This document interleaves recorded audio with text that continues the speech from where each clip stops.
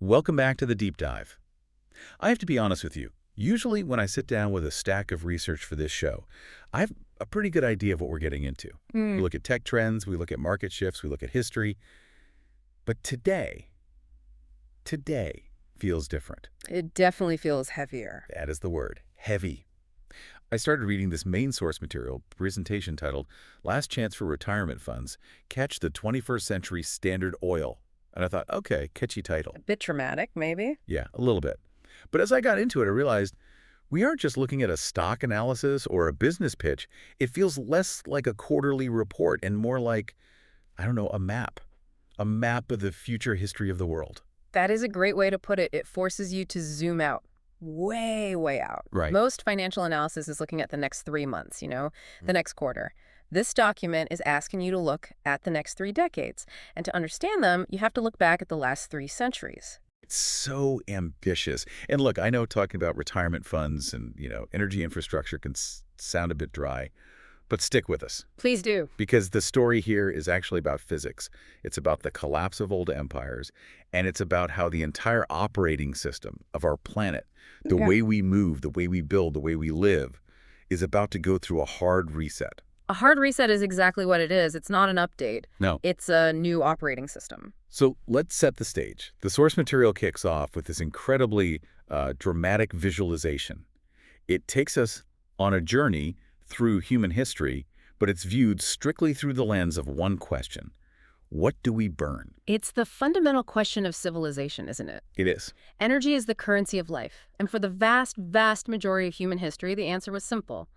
We burned wood. That was it. That was it. If you wanted to cook your food, you burned wood. If you wanted to heat your home, you burned wood. If you wanted to smelt metal, you burned charcoal, which is just, cooked wood.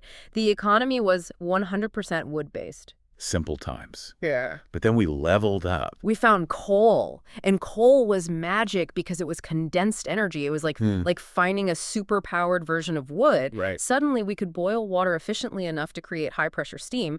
That gave us the steam engine. That gave us trains. That shrank the world. But before we get to the big one, the source mentions this brief, really weird period that I always forget about, the whale oil era. Laughs. Yes, the era of the whalers. It sounds so barbaric and strange now, but for a few decades in the 19th century, the entire lighting industry of the world, it depended on us sailing to the ends of the earth, hunting these massive, majestic creatures, Unbelievable to think about. rendering their blubber down and putting it in lamps so we could read at night. It was a massive industry. It was the tech boom of its day. And the reason the source mentions it is crucial. It shows how quickly a dominant energy source can just vanish. Yeah, that's a good point. One day, whale oil is the standard. It's what everyone uses. The next day, someone figures out how to refine kerosene from that black sludge they found in Pennsylvania. And it's over. And the whaling industry collapses overnight. It wasn't a gradual decline. It was a cliff. And that cliff led us to the modern age, the age of fossil fuels, oil and gas. Right. And this has been the dominant narrative for over a century. It is the world we were all born into.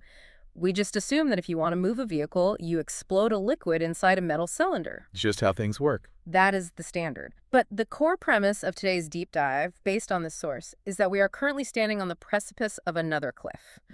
A transition from a mixed energy economy to a 100% electric energy era. And when the source says 100%, it really means it. It's not arguing for a hybrid world where we have some solar panels, but we still burn gas for trucks. It's arguing for a total, complete changeover. Exactly. And that brings us to the central thesis. The source makes a comparison that I found really provocative. It compares Tesla, a company that most people still think of as just a car manufacturer, Right, the electric car company. to John D. Rockefeller's Standard Oil. That is a heavy comparison. Yeah. I mean, Standard Oil wasn't just a big company. It was the company. It was the monopoly that basically defined the 20th century. It was. But to understand the argument the source is making, you have to understand what Standard Oil actually did. Okay. I think most people have this misconception that Rockefeller was just a guy who dug holes in the ground and got lucky when oil squirted out. Right, the Beverly Hillbillies model of wealth.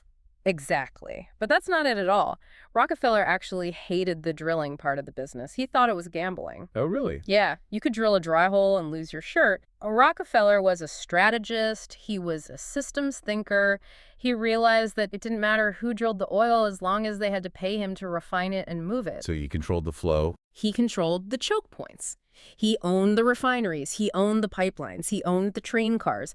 He built a vertically integrated machine where he could squeeze the cost down so low that no competitor could survive. He wasn't in the product business. He was in the infrastructure business. He didn't just sell a product. He owned the infrastructure of the market itself. And the source argues that Tesla is doing the exact same thing, but for the 21st century. Precisely. The argument is that people are fundamentally misclassifying Tesla. They look at the Model Y and they say, oh, it's a car company like Ford or Toyota. Yeah.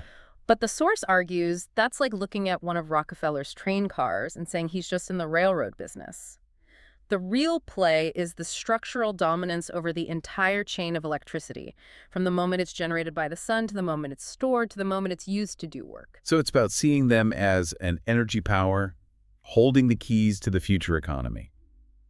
And the source is pretty specific about who needs to hear this message. It is. It's not targeting the 25-year-old day trader. It's targeting American seniors, people in their 50s, 60s, and 70s who are concerned about retirement funds and legacy assets. It's an appeal to stability and legacy. The pitch is basically, you missed the boat on Standard Oil because you weren't born yet. That was your grandfather's opportunity. This is yours. This is yours. The idea is that owning this specific stock is akin to owning the infrastructure, the roads, the rails, the refineries of the future.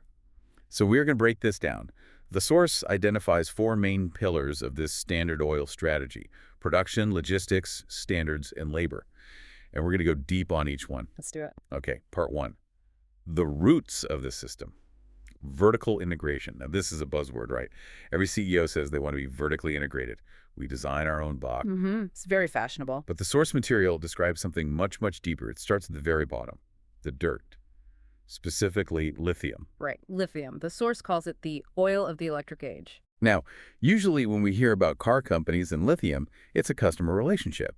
Ford calls up a mining company in Australia or Chile and says, hey, we need 10,000 tons of lithium, and they sign a check. Exactly.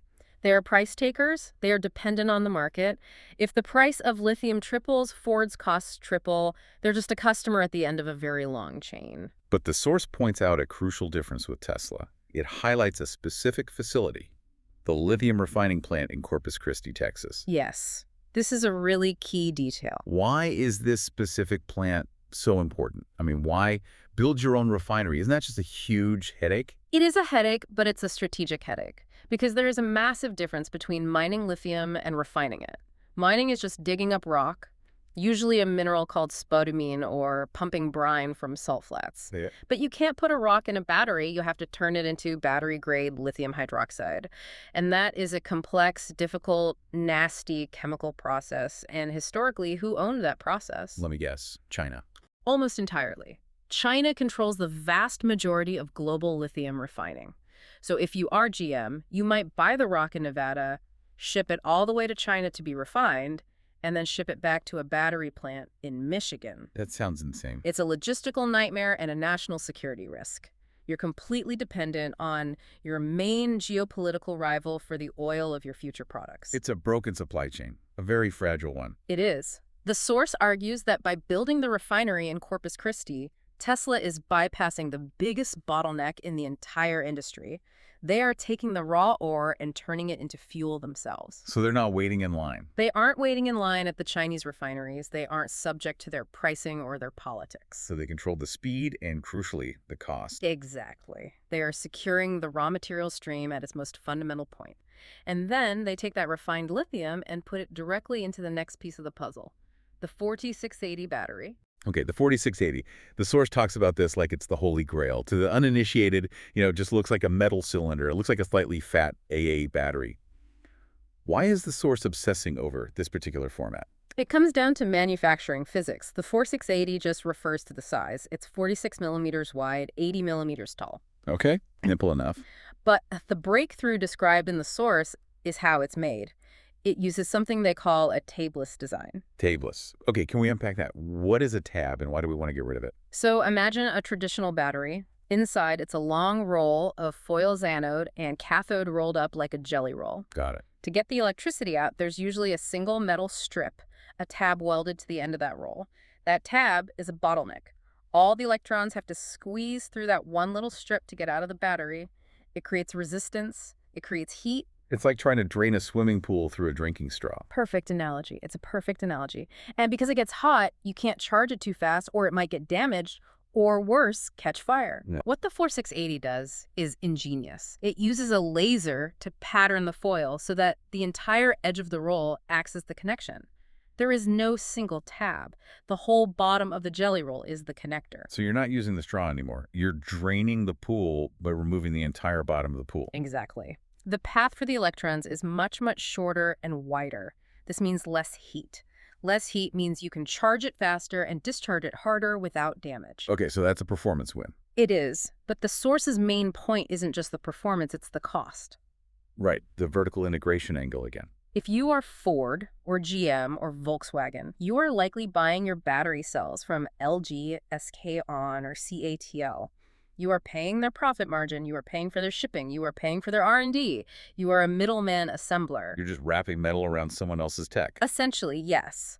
The source argues that because Tesla is the manufacturer, from the lithium refining to the cell winding to putting it in the car, they strip out all those middleman costs.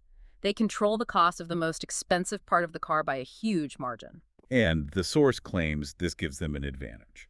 A structural advantage. It gives them a margin that allows them to survive price wars that would bankrupt their competitors. It's the Rockefeller strategy. I can sell oil cheaper than you because I own the trains. Exactly. I can sell cars cheaper than you because I own the lithium and the battery plant. It's the same logic, just with 21st century technology. But the ecosystem doesn't stop at the car. The source paints this picture of what happens after the energy is captured. It talks about capturing the sun. This is where we move from the vehicle to the grid, and this is where the closed loop really becomes clear. Okay. So you have solar panels generating power, but we all know the problem with solar, right? The sun goes down, usually right when you get home and want to turn on the TV in the oven. The famous intermittency problem. In the energy industry, they call this the duck curve. You have way too much power at noon when no one needs it, and not enough at 7 p.m. when everyone does. So to solve this, you need a bucket, a massive bucket. Enter the megapack. Enter the megapack. The source describes these as massive battery warehouses. And I've seen pictures. They literally look like giant white shipping containers stacked in fields. That's basically what they are. They're utility-scale energy storage systems. And the source argues that these are the stabilization layer of the new energy economy. These packs soak up all that cheap, abundant solar power during the day. When it's basically free. And then they release it at night, when demand is high and prices are high. So they replace the peaker plants, those dirty old gas plants that only turn on for a few hours a day to meet that peak demand. They replace them entirely, and they do it cheaper and faster. A gas peaker plant takes years to build. You can install a megapack farm in a few months. But look at the ecosystem argument the source is building here. I just want to spell it out. Synthesize the loop. Let's do it. Generation is Tesla solar. Storage is the Tesla megapack, or a power wall in your home. And consumption is your Tesla EV. It's a walled garden of energy. It is. It's a complete energy life cycle. If you are fully in this ecosystem, you are generating power with Tesla, storing it with Tesla, and using it to charge your Tesla. The source's point is that this is one company capturing value at every single stage of the electron's life, from the sun to the wheel. It's like if Standard Oil owned the oil well, the pipeline, the gas station, and the car engine. That is the scale of the comparison. It's total capture of the value chain. Okay, so that's the stationary stuff. That's the energy sitting still. Let's move to part 2, the veins of the economy, logistics and infrastructure. Right. This is where the source shifts focus to heavy transport. And this is vital because, as the source notes, logistics is the blood of the economy. That's a great line. It's true. Everything you own, your shoes, your food, your furniture, was on a truck at some point. Probably multiple trucks. And the source zeroes in on the Tesla semi-truck. Now, I've seen this thing. It looks futuristic like a bullet train on wheels. But the source doesn't care about the looks. It cares about the economics. The boring stuff that makes the world go round. Exactly. It focuses on a very boring, very important number. Maintenance costs. Yes. The claim in the source is that the maintenance costs are half that of a fossil fuel truck. Half. That is a massive number in an industry that it famously counts pennies. It's an extinction-level event for the competition. Think about the trucking industry. It is a brutal business. Margins are razor-thin, often 3% or 4%. Right. If fuel prices go up a little, trucking companies go bankrupt. It's that tight. Now, think about a diesel truck. It's a miracle of engineering, but it's a nightmare of complexity. It's thousands of controlled explosions happening every single minute. Exactly. You have pistons, crankshafts, valves, transmission gears, differentials, exhaust fluid systems, catalytic converters. It's thousands of moving parts. And all of those things vibrate. All of those things heat up. All of those things break. Constantly. And when they break, the truck isn't earning money. It's a massive liability. And an electric semi. An electric motor has one moving part.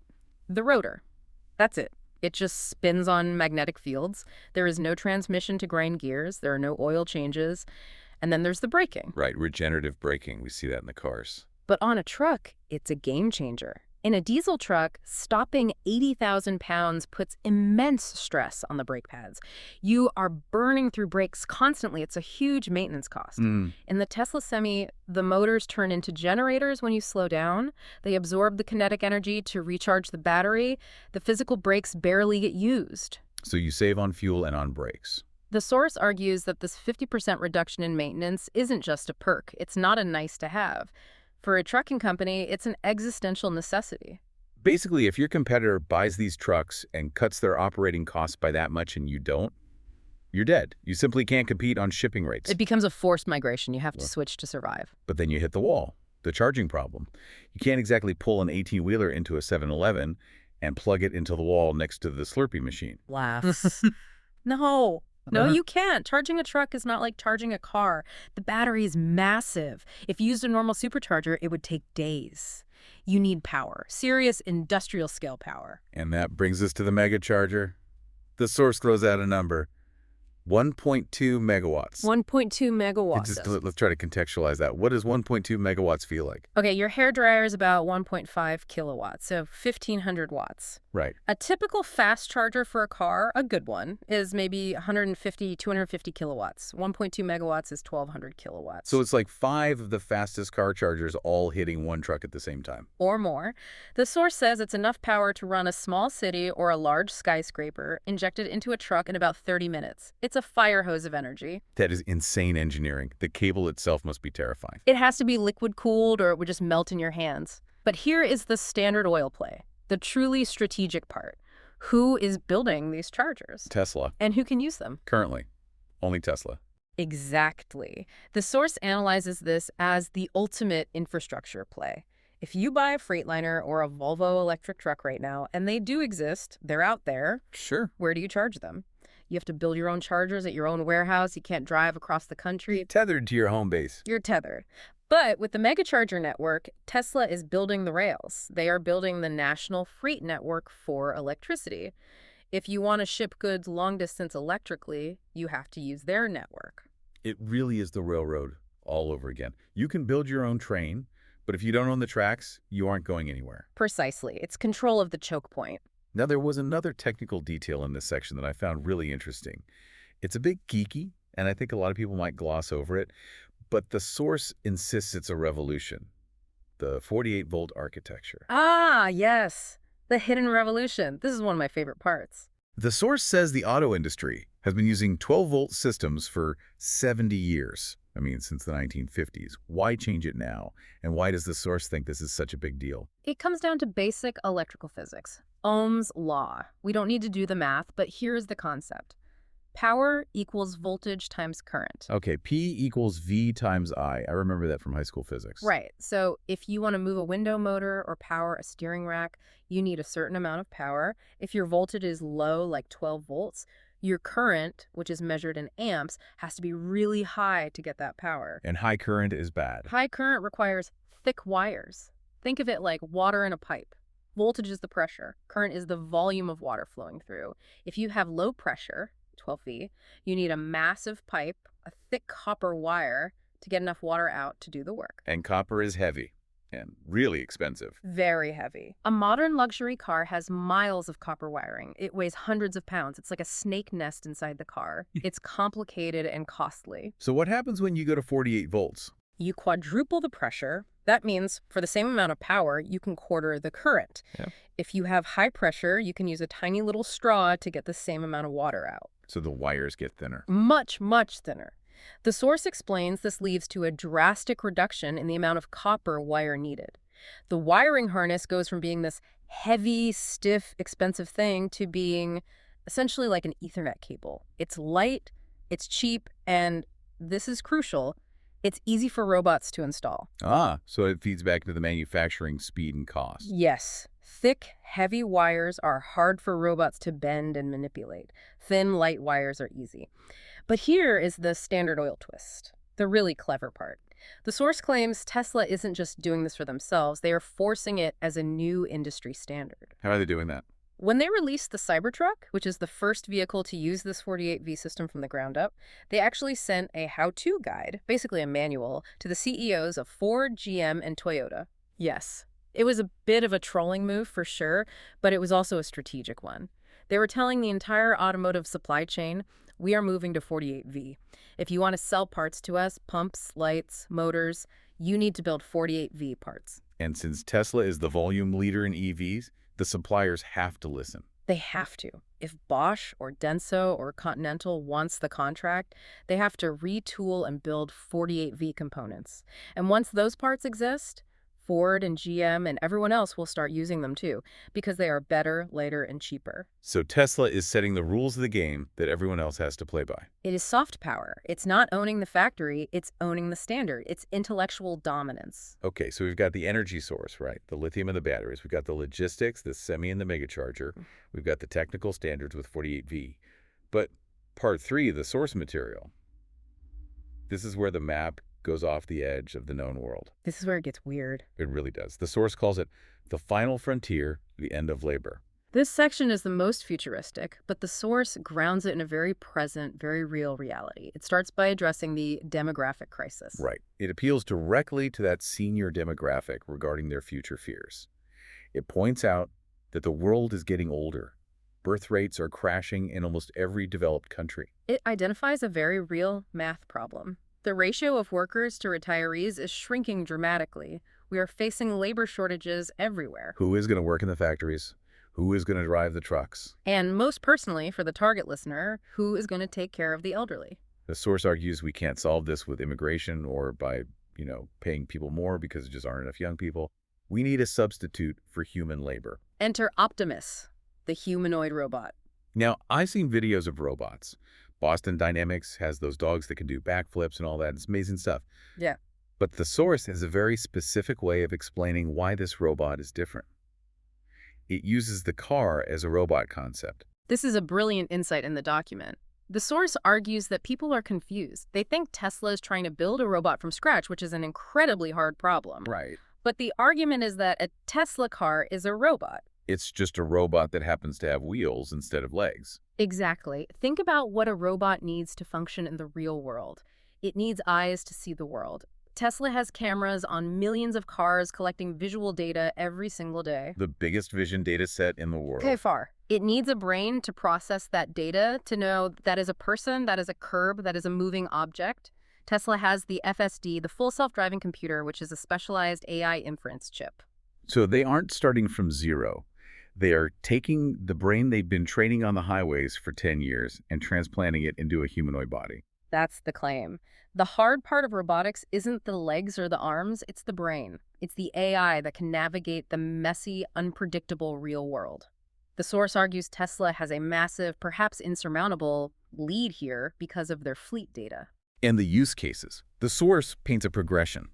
It doesn't start with a robot butler serving you martinis. No, it starts in their own factory.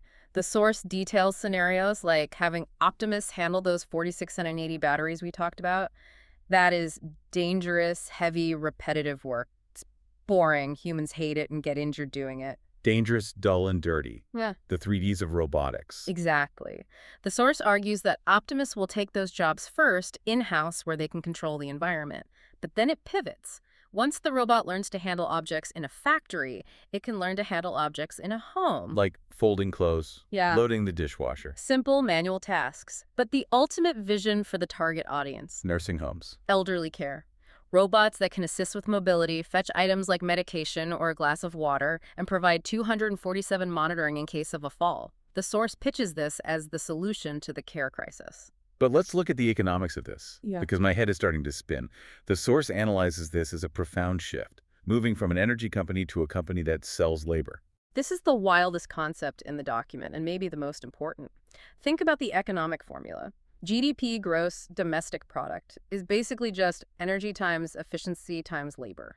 E times L equals money, more or less. Right. For all of history, labor meant people.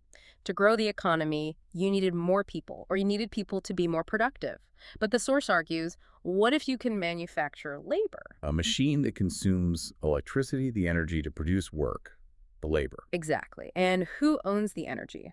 According to the source's thesis, Tesla does with their solar and megapack ecosystem. And who owns the machine that turns that energy into labor? Tesla with Optimus. The source argues that this creates a flywheel where they capture the entire value chain to economic productivity. They're selling the fuel and the worker. That is, well, it's dizzying. It changes the fundamental definition of what a company is. It's almost like a sovereign state. It's infinite leverage. If you can print workers, if labor is a manufactured good and not a demographic limitation, you can grow indefinitely, even if the human population shrinks. Which I guess is why the source pivots to the investment argument in Part 4.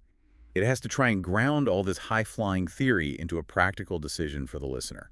It brings it back to the wallet, Like, back to the retirement fund. the source calls the shift to 100% electricity an inevitable tide, a giant wave that cannot be stopped. And it reiterates that one company theory. The source claims that while other companies have pieces of the puzzle, there are other solar companies, other car companies, other robot startups. Of course. Only one company has built the consistent system linking them all together. The lithium connects to the battery, which connects to the truck, which connects to the charger, which connects to the robot. It's a unified, vertically integrated ecosystem, a single stack. And the call to action for seniors is pretty specific.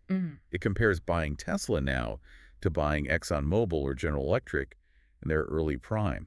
It's the blue chip argument. It's telling the listener, stop looking at the daily stock price volatility. Stop treating this like a speculative tech startup. Start treating it like fundamental infrastructure for the next century. The emotional appeal is very strong here. It talks about securing a comfortable old age and leaving assets for your grandchildren.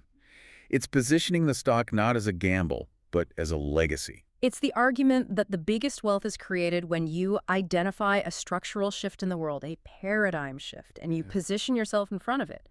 The source says this is the Standard Oil moment of our lifetimes. Now, we have to serve our role as the deep dive hosts here. We have to be clear. We are analyzing the source's bullish case. We are not giving financial advice. Absolutely not. This isn't investment advice. There are massive risks: regulations, competition, geopolitical tensions, execution risk. I mean, building millions of robots is really, really hard. Absolutely. The Standard Oil comparison is compelling from a strategic standpoint. But Rockefeller didn't have to program AI. He didn't have to solve general intelligence. The execution challenge here is astronomically higher than anything he ever faced. But the logic, Yeah. the narrative consistency of the source material, Yeah. it's hard to ignore. It's a very coherent story. It is a cohesive worldview. It connects dots that most analysts tend to keep in separate buckets. They put the car analyst here, the energy analyst there, the AI analyst over there. This source puts them all in one room. So let's wrap this up. We've synthesized the narrative. We've gone from the raw material in the ground, the lithium, to the infrastructure in the field, the megapacks and megachargers, all the way to the application in our homes and factories with the cars and the robots. It's a journey from the molecule to the macroeconomy. I have to ask you, as someone who looks at these things for a living, does the Standard Oil analogy hold up for you at the end of the day? In terms of the core strategy, yes, I think it does. Rockefeller won because he made himself unavoidable. You couldn't participate in the oil economy without paying him a toll at some point.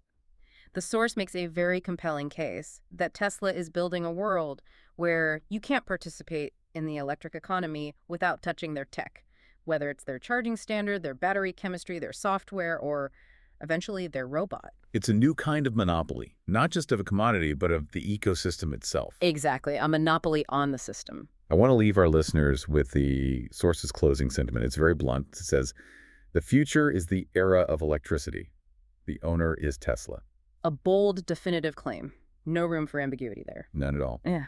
But I want you, the listener, to consider one final provocative thought that struck me while reading all this. If the source is right and energy changes the owner of the world, what does the world look like when the energy grid and the labor force are owned by the same entity? That is the trillion-dollar question, isn't it? We have seen companies own resources. We've seen them own technology. Right. But we've never seen one entity own the means of energy and the means of labor simultaneously. It's a future that is exciting, maybe a little terrifying, but definitely worth watching. It certainly is. Something to mull over as you drive past that next gas station. Thanks for diving deep with us today. We'll see you on the next one. Goodbye.